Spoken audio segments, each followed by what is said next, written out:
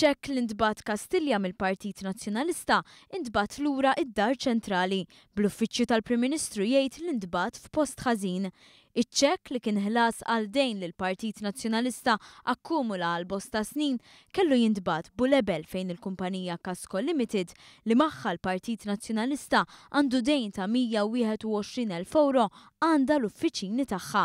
Kien il-ħadd filgħodu li wara ittra legali mill-kumpanija biex titħallas ta' djun li jmorru lura l-2012, il-kap tal-Oppożizzjoni qal li se jibgħat ċekk Kastilja.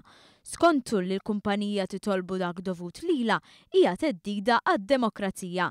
Meta tnejn filgħodu ntbagħat iċ-ċekk, rappreżentanti tal-Uffiċċju tal-Prim Ministru b'mod ġentili qalu li l-messaġġier li kienet iwassal l-ittra fl-indirizz żbaljat minħabba li dan huwa l-Uffiċċju tal-Prim Ministru u mhux l-indirizz indikat fuq l-envelop.